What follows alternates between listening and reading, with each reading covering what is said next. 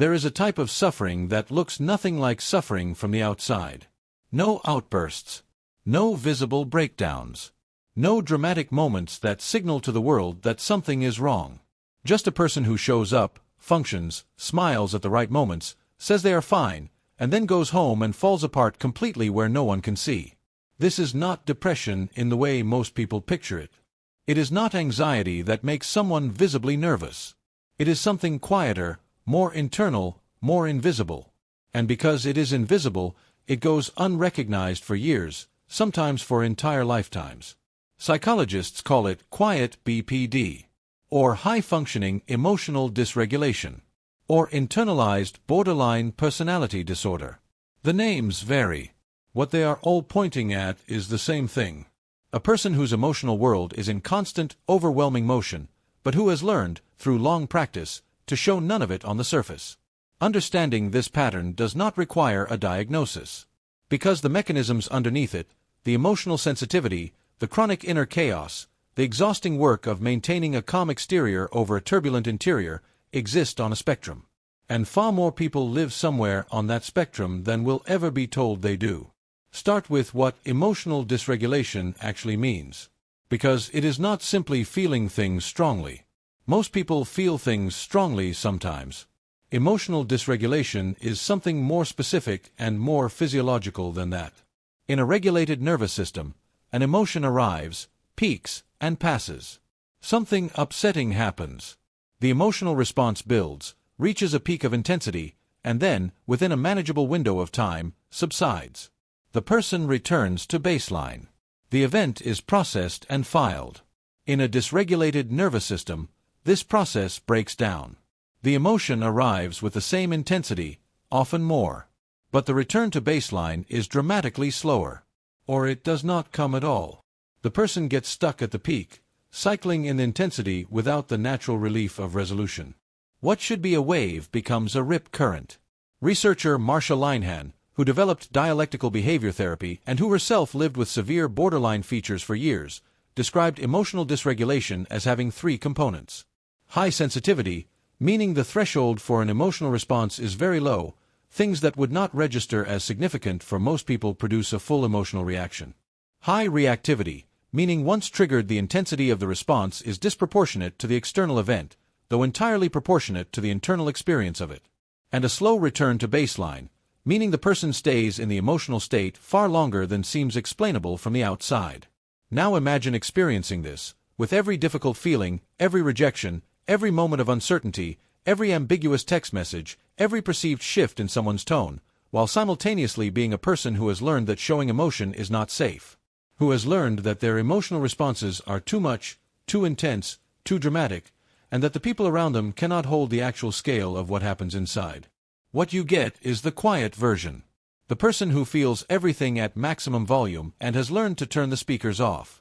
The question of how someone learns to internalize this much is important. Because quiet BPD does not emerge from nowhere. Linehan's biosocial theory proposes that borderline features develop through the interaction of two factors.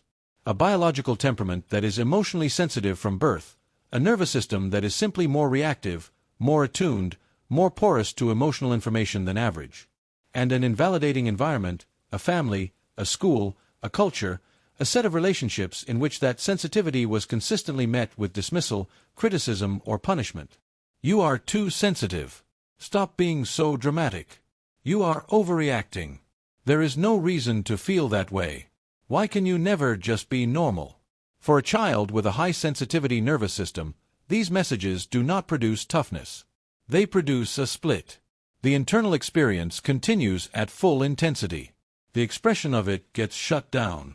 The child learns that what they feel inside is wrong, excessive, unacceptable, and that survival in the relationship requires hiding it. This is the origin of the quiet presentation. Not strength. Not maturity. A learned suppression of expression in a child who felt too much and was told, in countless ways, that too much was a problem. The suppression becomes so practiced, so automatic, that by adulthood it is invisible even to the person doing it. They no longer experience themselves as hiding. They experience themselves as fine. Until something cracks the surface, and everything underneath comes flooding out at an intensity that bewilders even them. Look at what this pattern looks like from the inside. Because from the outside, it is almost undetectable. The person is functional, often impressively so. They have learned to perform stability, to read social situations carefully and produce exactly the responses expected, to monitor their own emotional expression with a precision that takes enormous cognitive energy, to laugh at the right moments, to seem unbothered by things that are in fact destroying them internally, to be the person others describe as always so calm, so steady, so easy to be around. Inside, the experience is almost the opposite of calm. Small things carry enormous weight. A message that goes unanswered for a few hours can spiral into a complete internal catastrophe. The certainty that something is wrong, that someone is angry, that the relationship is over, that the worst thing that can be imagined is currently in the process of happening. This is not irrational weakness. It is a nervous system that learned to treat ambiguity as danger, because in the environment where it was formed, ambiguity often was danger. Identity feels unstable in ways that are hard to explain. The sense of who you are shifts dramatically depending on who you are with. Around certain people you feel competent, grounded, clear. Around others you feel uncertain, hollow, like someone performing a person rather than actually being one. The self feels like something that changes shape to fit the container it is placed in, rather than something solid that remains consistent across contexts.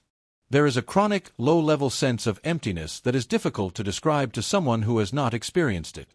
Not sadness exactly. Not depression in the classic sense. More like a hollowness. A static. A sense that something essential is missing and that you cannot identify what it is or how to fill it. And because the emotional world is so intense and so hidden, relationships carry enormous freight. The fear of abandonment, which in BPD research is considered one of the most central features of the condition, operates at a pitch that can be almost unbearable. And in the quiet presentation, this fear is not expressed outwardly. It does not show up as clinginess or confrontation. It shows up as hypervigilance, as the constant, exhausting monitoring of every relational signal for evidence that someone is pulling away, as the preemptive withdrawal, pulling away first before they can leave, because being left is unbearable and leaving is at least something you chose. There is a particular cognitive pattern that accompanies this emotional landscape, and it is worth naming because it is so pervasive and so damaging. Splitting is the technical term. It is the tendency to experience people and situations in all-or-nothing terms, as entirely good or entirely bad, with very little stable middle ground. Someone is wonderful, trustworthy, perfect, safe. And then, in response to a disappointment or a perceived slight, that same person becomes completely untrustworthy, dangerous, evidence that love is always an illusion. The person doing the splitting is not being irrational. They are operating from a nervous system that learned, in an environment where safety was inconsistent, that people cannot be held in a stable middle ground. That warmth could turn to cold without warning. That the person who was safe yesterday could not necessarily be trusted today. And the brain, adapting to that environment, developed a hair trigger system for sorting people into safe and unsafe categories, because in that original environment, the ability to detect the shift quickly was genuinely important. In adult relationships, this translates into a pattern of intensity and rupture, of profound closeness followed by profound distance, of the inability to hold the full complexity of another person, their goodness and their limitations, simultaneously. And because this happens internally, in the quiet presentation, the outside world never sees the swings. They just notice that sometimes this person seems to withdraw for no apparent reason, or that the warmth that was there last week seems strangely absent today. The exhaustion of this existence is real and it is cumulative. Performing calm over chaos requires constant effort. Social interactions that feel effortless to others require enormous amounts of energy from someone who is simultaneously managing their internal emotional state and presenting something completely different on the surface. The depletion is invisible to everyone else and total in private. This is often why the quiet person crashes at home in a way that confuses even them. The morning was fine. The day at work was managed. The social event was navigated. And then they walk through their own door and something collapses. The performance stops because there is no one left to perform for. And what emerges is the full weight of everything that was held back all day. The feelings that could not be felt in public feel all at once in private. The crash is often interpreted as weakness, as inability to cope, as evidence that something is fundamentally broken. What it is, in reality, is the cost of carrying something very heavy in public for a very long time. Recognition of this pattern is the beginning of something different. Not a cure. Not the end of difficulty. But the beginning of understanding your own experience accurately rather than through the filter of you are too much or there is something wrong with you. Because the thing that makes quiet BPD so particularly cruel is that the internalization of the invalidating messages is so complete. The person does not just hide their emotional experience from others. They learn to hide it from themselves. To dismiss their own inner life with the same words that were used to dismiss it in childhood. Stop being so dramatic. You are overreacting. There is no reason to feel this way. The first act of healing is stopping that self-invalidation. Not by deciding that every feeling is perfectly proportionate to its trigger, but by recognizing that the feeling is real regardless of whether its intensity matches the external event. That a nervous system that was shaped by a specific kind of environment will respond in ways that reflect that shaping, and that this is not a character flaw. It is a history. Dialectical behavior therapy, the approach Linehan developed specifically for this pattern, works precisely because it takes emotional experience seriously while also building the capacity to regulate it. It does not tell you that your feelings are wrong. It gives you the tools to feel them without being destroyed by them. The goal is not to feel less. The goal is to be able to feel more of your own actual experience, more honestly, without the split between the internal storm and the external performance. Without the exhausting management of showing the world something that is not what is actually happening inside. If any of this is recognizable, not as a diagnosis but as a description of a life that has felt this way, the most important thing to hold on to is this. The pattern that developed was a response to a specific environment. It made sense in that environment. It was the most intelligent adaptation available to a nervous system that was doing its best in conditions that required it to suppress what it felt in order to stay safe. You are not broken. You are shaped. And what has been shaped can, slowly, with the right support and the right understanding, begin to be reshaped. The person who always seems fine is often the person who most needs someone to see that they are not.